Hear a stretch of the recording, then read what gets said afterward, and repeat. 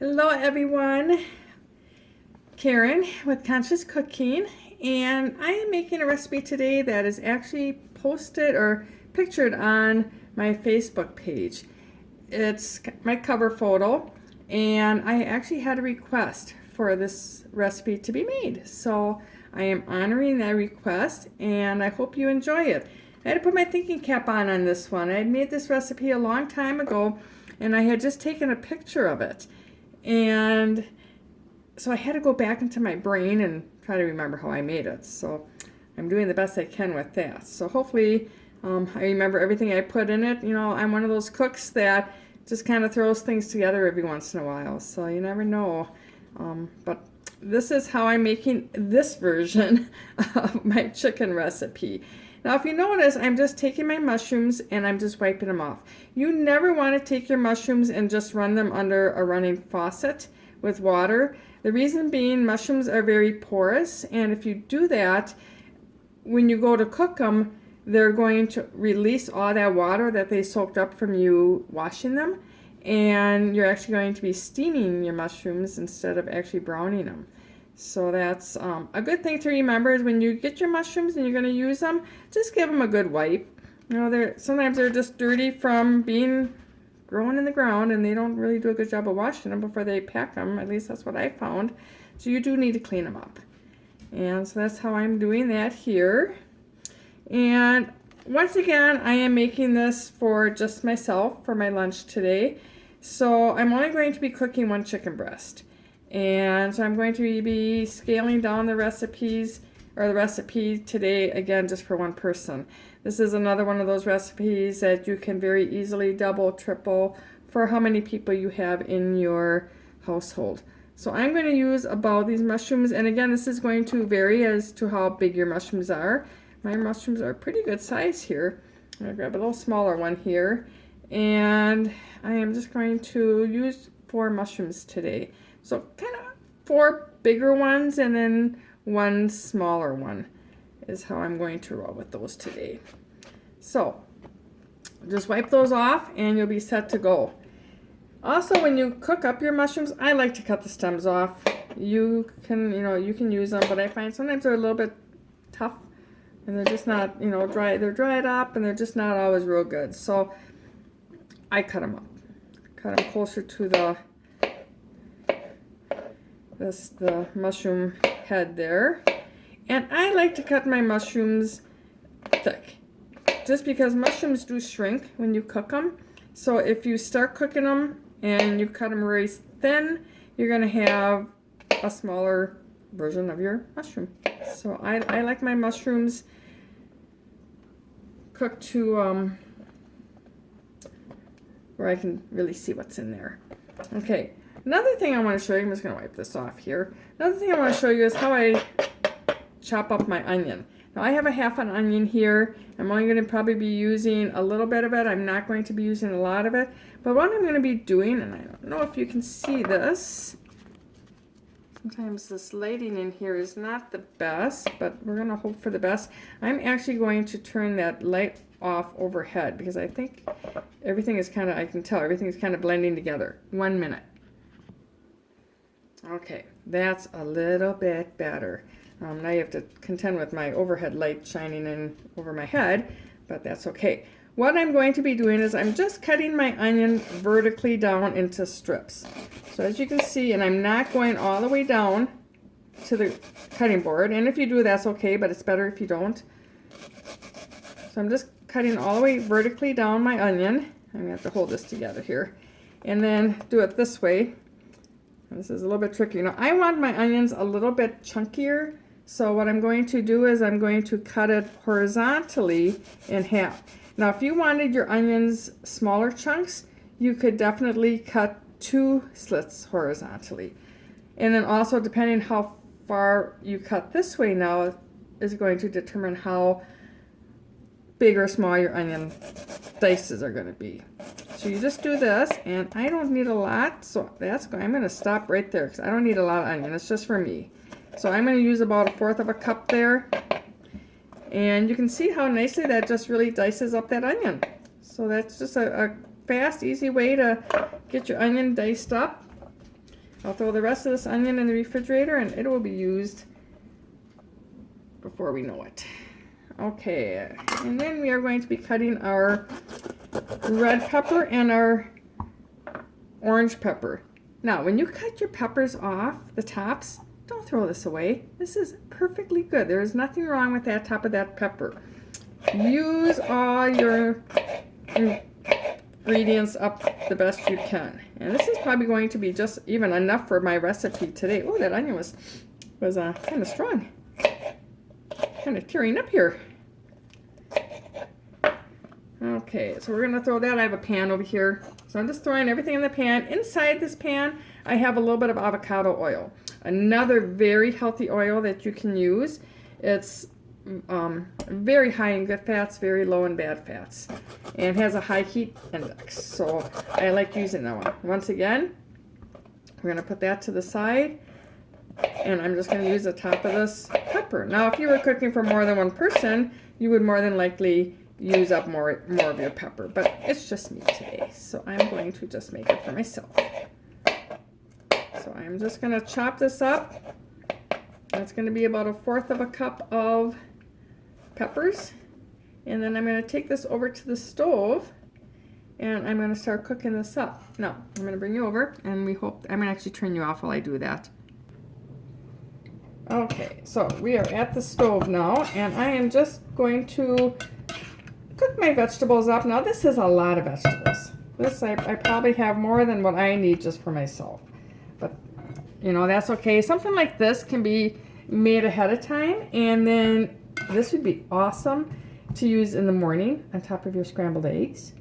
So if you have extra vegetables like this, and they're already sauteed, fry up your egg, throw them on top of your vegetables, or on top in your eggs, make an omelet. So I might just do that tomorrow morning. I see an omelet in my future. So we are going to brown this up and cook this up. Now, once this gets all cooked up, we are going to just top our chicken breast. And while this is cooking, I'm going to cut some of these mushrooms up because they are a little bit big. Some of those bigger mushrooms made really big slices. So we are just going to, and this is going to cook up fast once my pan warms up here. I should have had my pan a little warm to begin with. It would have gone faster. I'm also going to be putting in about I'd say 1/8 of a cup, or 1/8 of a teaspoon of salt. That would have been a lot of salt. 1/8 of a teaspoon of salt and 1/4 of a teaspoon of pepper. Now, our chicken breast that we're going to be cooking is also seasoned. So that is layering your flavors. You want to layer each component of your dish. You don't want to just season up your peppers and your mushrooms and your onions and then not do anything with your chicken breast, because your chicken breast is not going to taste seasoned and it's not going to complement each other. Another thing I do want to add to this is some garlic. And I don't do that right away. I like to cook up my vegetables just a little bit, not a lot, but just a little bit before I add my garlic. And the reason to do that is if you cook your garlic, if I would have put my garlic in my oil ahead of time and saute that first, which you can do, but you have to be very careful when you do that. You have a tendency of sometimes browning your garlic, and when you do that, garlic can turn bitter. So you don't want to add any type of, or cook your garlic to the point that it gets browned, because that'll get very bitter. So make sure you keep that in mind when you are adding fresh garlic to your dishes. And I am going to use my microplane today. And all I do is I just take my microplane. I like doing this when I'm making a dish like this, because then I don't get chunks of garlic in my dish. So I'm going to measure this and see what I get. I got probably 1/4 of a teaspoon, so I got a little bit more than 1/8 there. So 1/4 of a teaspoon of garlic. And we're going to just kind of mix that in now. Those vegetables are going to kind of nestle that garlic so that it doesn't hit the bottom of the pan and it's not going to burn. Oh, that smells so good. I love garlic. Garlic and onions. Oh my goodness. There's not a better smell in my house.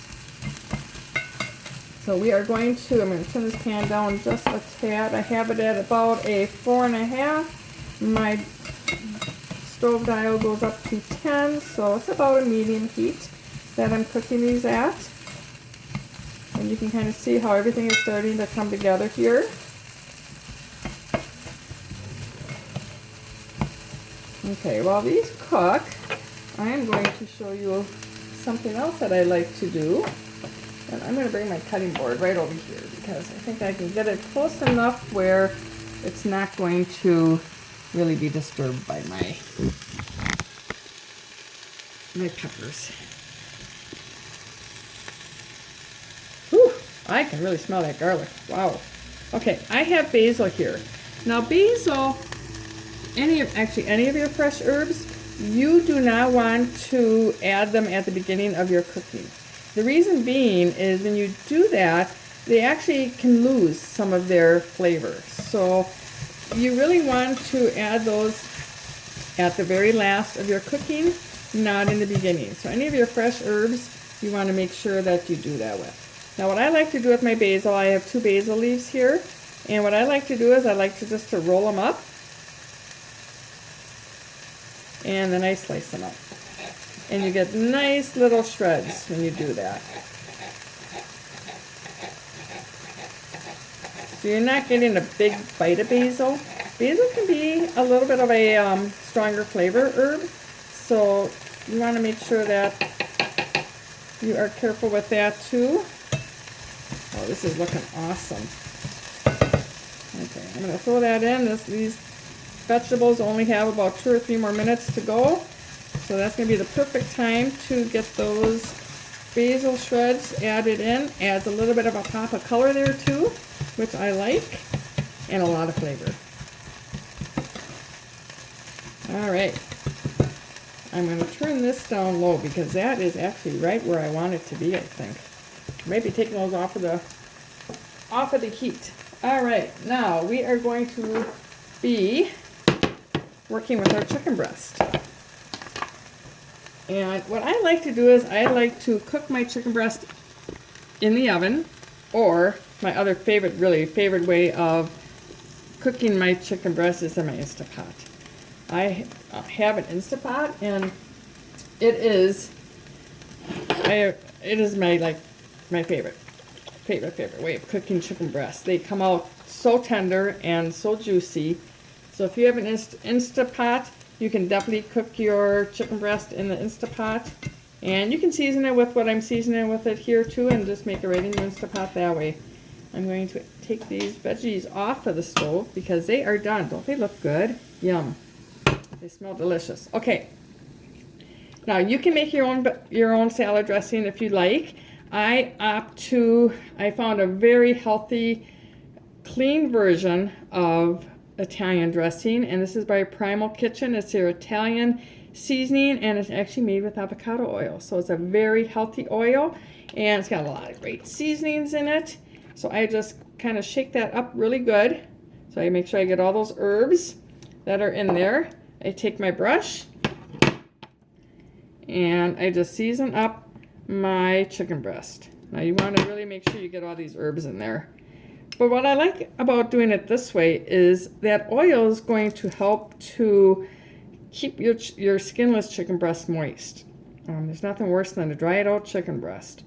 And white meat can get very dried out quickly. So you want to be careful with that. So I don't add a lot of seasoning to this just because you have your seasonings already in your vegetable medley too. So you don't need a lot. This salad dressing is just great. I love it. I just put a little bit on just like that. And with the magic of TV, voila. I have one already made. So that one's going to be my lunch tomorrow. So I am going to dish this up and show you what it looks like. It looks very yummy. And I'm going to go grab a plate.